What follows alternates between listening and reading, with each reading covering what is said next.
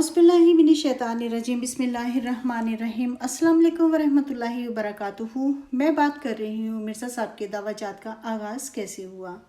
बकौल मिर्ज़ा साहब 1839 या 1840 को ज़िला गुरदासपुर के कस्बे कादियान में पैदा हुए। इनकी तारीख़ पैदाइश में इख्तलाफ पाया जाता है। इनके बेटे मिर्ज़ा बशीरुद्दीन महमूद जो कि दूसरे खलीफा भी थे लिखते हैं कि मिर्ज़ा साहब 1835 को पैदा हुए। ये इसलिए लिखा गया कि मिर्ज़ा साहब की पेशन गोई थी कि अल्लाह ने इनको अल्हाम में बताया है कि इनकी उम्र 80 साल होगी। मिर्ज़ा साहब के बकौल इनके आबा व अजदाद रईसाना ज़िंदगी गुजार रहे थे और जागीरों के मालिक थे। इनके परदादा के पास बहुत सारे गांव थे जिनके वो मालिक थे। फिर इनके दादा के ज़माने में सिख हुकूमत ने इनकी जागीरें छीन ली और इनके ख़ानदान को मुल्क बदर कर दिया। फिर एक ज़माने में इनके वालिद दोबारा से हिंदुस्तान आ गए। इस वक्त अंग्रेज़ की हुकूमत थी तो इस हुकूमत ने इनको 5 गांव दे दिए और वो भी वापस ले लिए बाद में। मिर्ज़ा साहब के वालिद को अंग्रेज़ हुकूमत ने 700 रुपये सालाना पेंशन मुकर्रर कर दी। मिर्ज़ा साहब ने 7 साल की उम्र में मौलवी फजल अलाही से कुरान पाक पढ़ा और फ़ारसी की तालीम हासिल की। इसके बाद बड़ा होने पर मिर्ज़ा साहब ने सोना बनाने की तरकीबें इस्तेमाल की और सोना बनाने की कोशिश करते रहे। 1864 में सियालकोट में डिप्टी कमिश्नर की कचहरी में एक नौकरी कर ली। अंग्रेज़ी की 1-2 किताबें भी पढ़ ली। मुख्तारी का इम्तहान दिया और उसमें फ़ेल हो गए। सियालकोट इस वक्त चर्च और स्कॉटलैंड की मिशनरी तबलीगी सरगर्मियों का बहुत बड़ा मरकज़ हुआ करता था। यहाँ मिर्ज़ा साहब को मसीही मजहबी रहनुमाओं से मेल जोल और मनाजरों का मौका मिला। इस दौरान इन पर वाज़ेह हुआ कि इनको ज़िंदगी में क्या करना चाहिए ताकि वो कामयाब हो जाएं। लिहाजा वो इस्तीफ़ा देकर कादियान वापस आ गए। कादियान वापस आकर मिर्ज़ा साहब रूहानी सरगर्मियों में मशगूल हो गए और चिल्ले काटने लगे। इस वक्त पंजाब में मजहबी सरगर्मियाँ बहुत अरूज पर थीं। ईसाई और आर्यों को मुसलमान अपना दुश्मन समझते थे।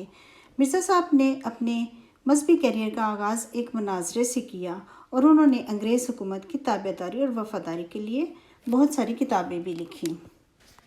मिर्ज़ा साहब लिखते हैं, मैं एक ऐसे ख़ानदान से हूँ जो इस गवर्नमेंट का पक्का खैर ख्वाह है।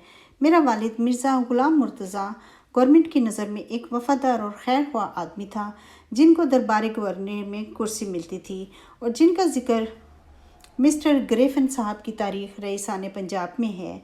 और 1857 में उन्होंने अपनी ताकत से बढ़कर सरकार अंग्रेज़ी को मदद दी थी, यानी 50 सवार और घोड़े बहम पहुँचाकर ऐन ज़माना गदर के वक्त सरकार अंग्रेज़ी की मदद में दिए थे। फिर कहते हैं, फिर मेरे वालिद की वफ़ात हो गई और इनकी वफ़ात के बाद मेरा बड़ा भाई मिर्ज़ा ग़ुलाम कादर खिदमत सरकारी में मसरूफ़ रहा और जब तमद्दन के गुज़र पर मुफ्तों का सरकार अंग्रेज़ी की फ़ौज से मुकाबला हुआ तो सरकार अंग्रेज़ी की तरफ से लड़ाई में शरीक था। फिर मैं अपने वालिद और भाई की वफ़ात के बाद एक गोशा नशीन आदमी था। ताहम 17 बरस से सरकार अंग्रेज़ी की अमदाद और ताबेदारी में अपनी कलम से काम लेता हूँ। इन 17 बरस की मुद्दत में जिस कदर किताबें तालीफ़ की हैं, इनमें सरकार अंग्रेज़ी की अतात और हमदर्दी के लिए लोगों को तरगीब दी और जहाद की ममानत के बारे में नहायत मौसर तकरीरें लिखीं। और फिर मैंने करीन मसलहत समझकर इसी अमर ममानत जहाद को आम मुल्कों में फैलाने के लिए अरबी और फ़ारसी में किताबें तालीफ़ की, जिनकी छपाई और इशात में हज़ार रुपया खर्च हुआ। और वो तमाम किताबें अरब और बिलाद शाम और रोम और मिस्र और बगदाद और अफ़गानिस्तान में शाया की गई। मैं यकीन रखता हूँ कि किसी न किसी वक्त इनका असर होगा। क्या इस कदर बड़ी कार्रवाई और इस कदर दूर दराज मुद्दत तक ऐसे इंसान से मुमकिन है जो दिल में बगावत का इरादा रखता हो? फिर मैं पूछता हूँ कि जो कुछ मैंने सरकार अंग्रेज़ी की अमदाद और हिफ्ज़ अमन और जहादिये ख़यालात के रोकने के लिए बराबर 17 साल तक पूरे जोश से पूरी इस्तकामत से काम लिया, क्या इस काम की और इस खिदमत नमाया की और इस मुद्दत दराज की दूसरे मुसलमानों में जो मेरे मुखालिफ हैं कोई नज़ीर है? अगर मैंने ये इशात गवर्नमेंट अंग्रेज़ी की सच्ची खैर ख्वाही से नहीं की तो मुझे ऐसी किताबें अरब और बिलाद शाम और रूम वगैरह बिलाद इस्लामिया में शाया करने से किस नाम की तवक्को थी। ये सिलसिला 1-2 दिन का नहीं बल्कि बराबर 17 साल का है और अपनी किताबों और रसालों के जिन मकामात में मैंने ये तहरीरें लिखी हैं। इन किताबों के नाम, इनके नंबर सफ़ों के ये हैं। आगे सफ़ों के नाम और किताबें हैं और इनमें सर फहरिस्त बराहीन अहमदिया भी है। ये कुल 24 किताबें हैं। इन सारी खिदमात के इव्ज़ इनको अंग्रेज़ की तरफ से चिट्ठियाँ, खुशनुदी अहकाम भी मिलती रहीं, जिनमें से कहते हैं कि सारी तकरीबन ज़ाया हो गई हैं, उनमें से 3 इनके पास मौजूद हैं। कहते हैं, याद रहे कि ये बातें हिफ्ज़ अमन के मुखालिफ नहीं। हम दुनिया में फ़रोतनी के साथ ज़िंदगी बसर करने आए हैं और बनी नौ इंसान की हमदर्दी और इस गवर्नमेंट की खैर ख्वाही जिसके हम मातहत हैं, यानी गवर्नमेंट बरतानिया, हमारा असूल है। हम हरगिज़ किसी मुफसद और नक्स अमन को पसंद नहीं करते और अपनी गवर्नमेंट अंग्रेज़ी की हर एक वक्त में मदद करने के लिए तैयार हैं और अल्लाह ताला का शुक्र अदा करते हैं जिसने ऐसी गवर्नमेंट के ज़ेर साया हमें रखा है। फ़कत अलमरकूम 20 सितंबर 1897।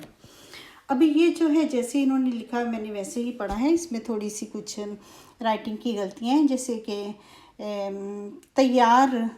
तैयार तोय से लिखा हुआ है तैयारे के जैसा, लेकिन ये ते से लिखना चाहिए था। बहरहाल ये सब जो किताबें मिर्ज़ा साहब ने लिखी हैं ये इसलिए लिखी हैं कि इनको गवर्नमेंट, अंग्रेज़ी गवर्नमेंट की ताबेदारी और वफादारी का यकीन दिला सकें, और जिसके इव्स उन्होंने गवर्नमेंट ने इनको चिट्ठियां भी लिखी हैं जिनका ज़िक्र इन्होंने किया है।